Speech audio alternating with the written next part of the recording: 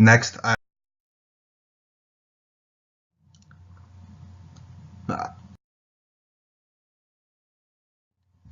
Next, I will run through the expenses,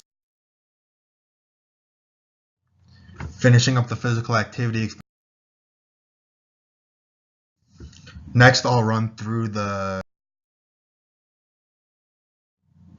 continuing with. Next, I'll go.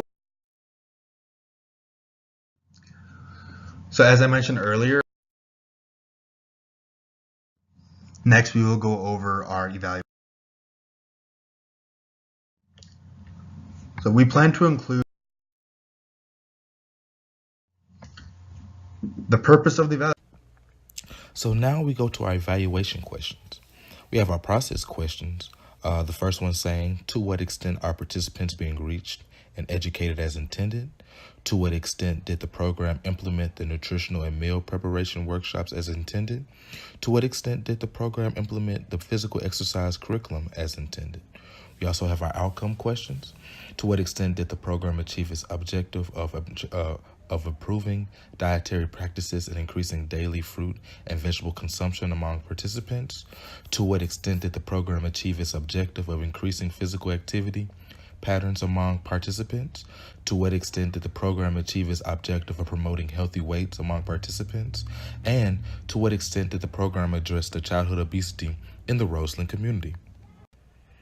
Now on to our evaluation design. Our evaluation will be one group pre-test and post-test design, as this will allow us to assess participant change in terms of diet, physical activity, and weight loss. To achieve this, the registered dietitian and licensed physical trainer will conduct an initial assessment pre-intervention to establish baseline participation characteristics. Then following participation in the 1 year program, the aforementioned staff will conduct a final assessment post-intervention to evaluate participant change. There will be no comparison group, which is one disadvantage to this chosen evaluation design. However, evaluation will only focus on those that receive the intervention, which includes 100 school-aged children ages 6 through 12 in the Roseland community. Measures will not be repeated over time. Data types. The data collection in our evaluation will focus on three main components. 1. Dietary patterns. 2. Exercise practices. And 3. Weight. Firstly, data will include the amount of daily fruit and vegetable consumption before and after the program participation. Secondly, data will include the amount of weekly physical activity pre and post intervention. Finally, data will assess the amount of weight change as a result of program participation. The pre and post data for each of these three components will be compared to assess change as a result of program participation. Evaluation standards. Utility. The utility standard ensures that the evaluation is both useful and relevant to stakeholders. To ensure that our evaluation achieves the utility standard, we plan to involve stakeholders in the design and development of the evaluation. Such collaboration and partnership through the evaluation design process will ensure that the evaluation appropriately meets the needs and expectations of our stakeholders. Feasibility. In comparison, the feasibility standards refers to the effectiveness and efficiency. Evaluations can be quite complex and costly, thus it is important to design them in a practical and realistic manner. Thus, we plan to conduct a literature review of effective and affordable evaluations to inform the design of our evaluation. Moreover, we plan on developing an evaluation budget and protocol to ensure the assessment efforts will not deplete our finite resources. Propriety. The propriety standard refers to the legality and fairness of evaluations. Thus, to achieve this standard, it is important to ensure that the evaluation does not introduce conflict nor is morally detrimental. Accordingly, we plan to design evaluations that are culturally competent. Moreover, we will obtain formal agreements from all participants highlighting what the evaluation will entail. Thus, they will have the option to opt in or opt out if it contradicts their beliefs or values. Finally, because participants are school-aged children, we will need parental consent for both participation and evaluations. Accuracy. Finally, the accuracy standard focuses on the truthfulness of the evaluation. Moreover, Specifically, this standard ensures that the evaluation is valid and possesses scientific rigor. To achieve this standard, we will ensure that those in charge of the data collection and data analysis are similarly trained to follow an in-depth, systematic protocol. In turn, this will increase the likelihood that data collection and analysis are both reliable and consistent.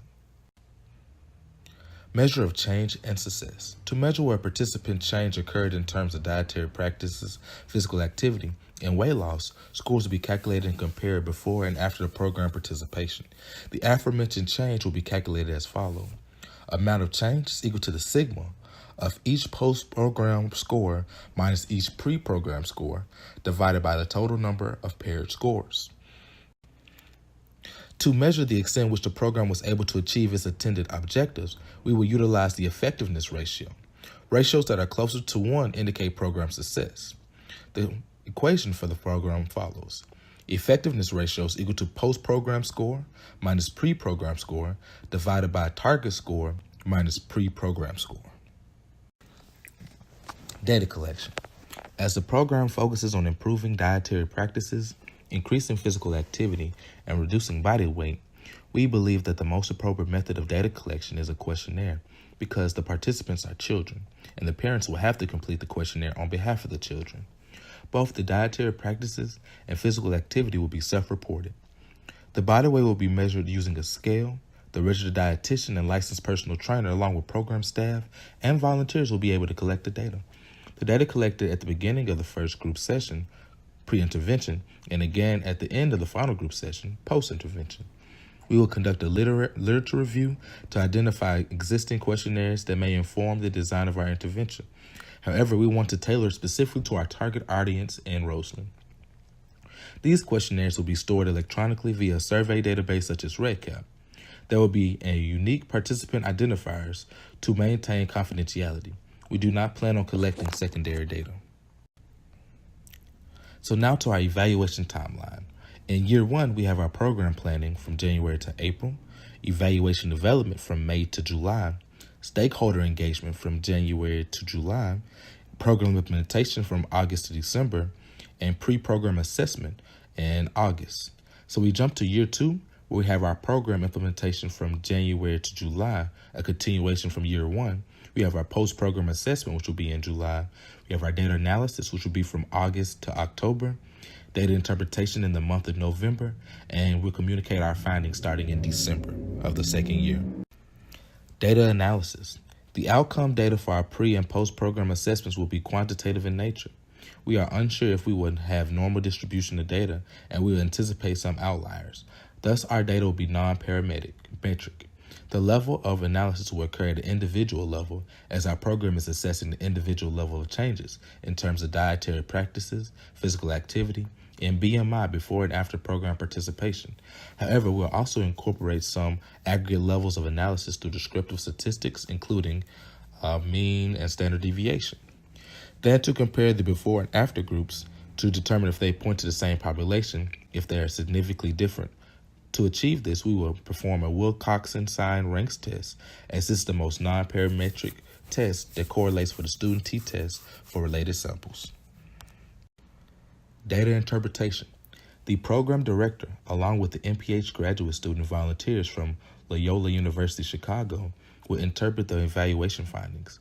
Moreover, they will critically assess the statistical findings, formulating an appropriate conclusion. The program director has a background and long-term career in public health, namely biostatistics. The graduate student volunteers have all taken biostatistics and an epidemiology course. Thus, these individuals possess unique skills in interpreting findings and justifying conclusions. Evaluation utilization. We plan to produce and publish a report that will incorporate a brief overview of the implementation and evaluation outcomes.